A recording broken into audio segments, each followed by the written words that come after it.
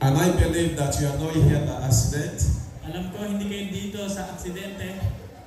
God appoint days and times and seasons for reason. May itinakdang mga panahon ang Diyos.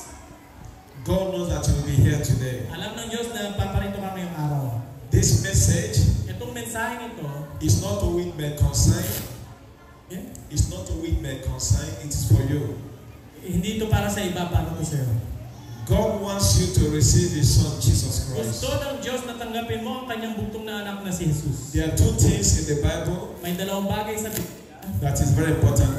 na napakahalaga. One is blood. Isa ang dugo.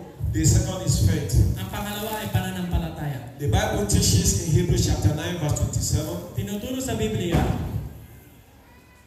There is appointed a day for a man to die, na itinakda ang tao ay mamatay isang araw and after that comes judgment. at pagkatapos noon ang paghuhukom.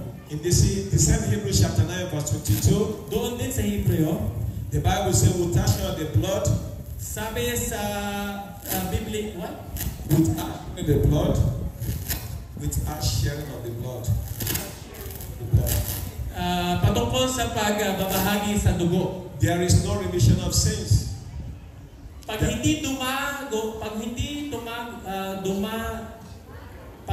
dumanak, No forgiveness of pag sins. hindi dumagos, pag hindi tumulo ang dugo, walang kapatawaran ng kasalanan. So blood is important. So napaka-importante ng dugo. Why is blood important? Bakit? It's because of sin. Kasi ito, There are three things that is also important in this may life. tatlong bagay na mahalaga. One is sin. Kasalanan, Second is death. kamatayan, The third is hell. impyerno. So sin comes, Pagdating ng kasalanan, death follows, susunod ang and kamatayan, then hell. tapos impyerno. The Bible teaches Sabi sa Biblia, the wages of sin is death, ang kabayaran ng kasalanan ay kamatayan. but the free gift of eternal life Pero ang regalo ng Diyos na libre ay buhay na walang hanggan. is through Christ Jesus our Sa Lord. pamamagitan ni Yesu Kristo ang ating Panginoon. So that's why Jesus went to the cross. Kaya pumunta sa krus ng Kalbaryo si Jesus. That you don't pay for your sin. Para hindi mo na kailangan pagbayaran ng iyong kasalanan. He paid it for you. Binayaran niya na to para sa iyo. If you reject Jesus, Pag itinakwil mo si Jesus, you will pay for your sin. ikaw ang magbabayad ng iyong kasalanan. Even though your sin has been paid. Ah, Even though your sin has been paid over 2,000 years kahit ago. bayad ng iyong kasalanan, pagbabayaran mo to pag tinakwil mo si Jesus. Now you need faith. Ngayon, kailangan mo naman ang pananampalataya. You must put your faith Kailangan mo ilagay ang iyong on the pananampalataya finished work of Jesus on the cross. sa tapos na ginawa ni Jesus sa krus. And when you do that, At pag ginawa mo to, He will save you. ililigtas ka niya. So today, you have a choice to make. Meron kang desisyon. Only you can make that choice. Ikaw lang ang makakagawa ng desisyon na to. You can invite Jesus into your life, Pwede mong imbitahan si Jesus sa puso mo, or you can reject Him. o pwede mo siyang sabihan ng wag na It lang. is your free choice. Na, Or we're here to encourage you pero nandito kami para to kayo accept ay Jesus tanggapin as si your Lord Jesus bilang Panginoon and personal Savior. at tagapagligtas. If you like to do so, Kung gusto mo yung gawin ngayon, can you raise up your hand? itaas niyo ang kamay niyo. Sino gusto tumanggap kay Jesus? Itaas ang kamay. Raise up your hand if you want to accept the Lord Jesus Christ into your heart. Itaas natin ang kamay. Itaas natin ang kamay. Kung gusto niyo. Hallelujah. Hallelujah. Okay, tayo po tayo. Tayo sa mga gusto. Yan.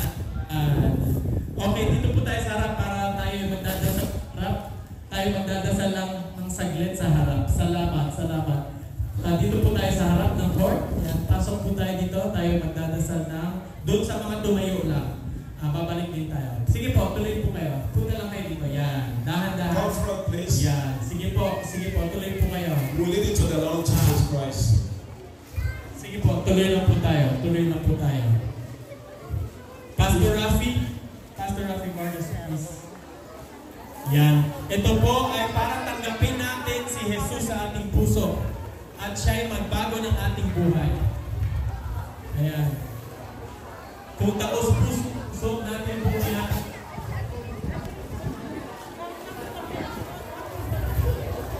You can face here. Dito kayo humarap. Dito kayo humarap. Yan.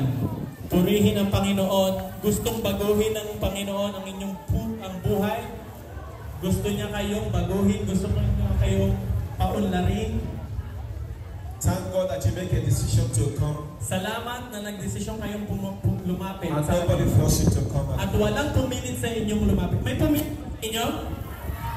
Did anybody force you? Thank God. Salamat. I would like you to make a prayer of faith. Ngayon gusto ko na kayong manalangin ng A prayer of pananampalataya, magkumpisal. Repeat after me. Sundan niyo ako.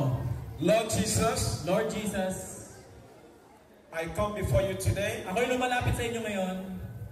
I need your forgiveness of sins. Kailangan ko ng kapatawaran sa aking kasalanan. I believe Ako'y naniniwala. I can save myself. Hindi ko kayang iligtas ang sarili ko.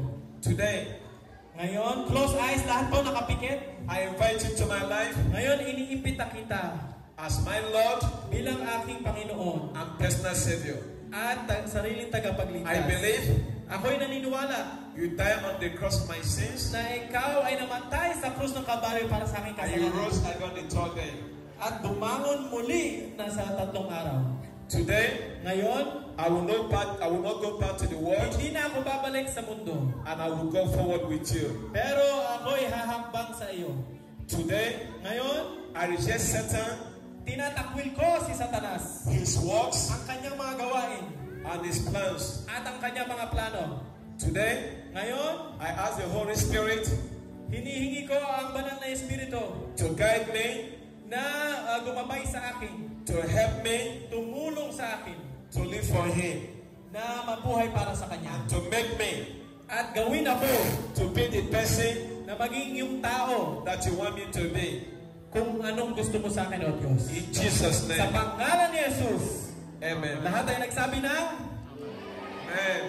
eh, Father, I commit these souls into your heavenly hands O amang Diyos, aking pong ibinibigay sa inyong mga kamay ang To tutong fortify ng kaluluwa na inyong silang pag-ingatan, to strengthen them, palakasin, and they will never go back to the at world. hindi na sila babalik sa And from sanlibutan. now on, At mula ngayon, to give them the Holy Spirit, nabigyan nyo sa kanila ang banal na Espiritu so that they will live for you. para sila'y mabuhay para sa inyo. And I soak them At aking sila'y in the binababad blood of Jesus. sa dugo ni Jesus. In Jesus' Sa mighty name. pangalan ni Jesus. Amen. Amen and amen. Amen. Amen. Let's give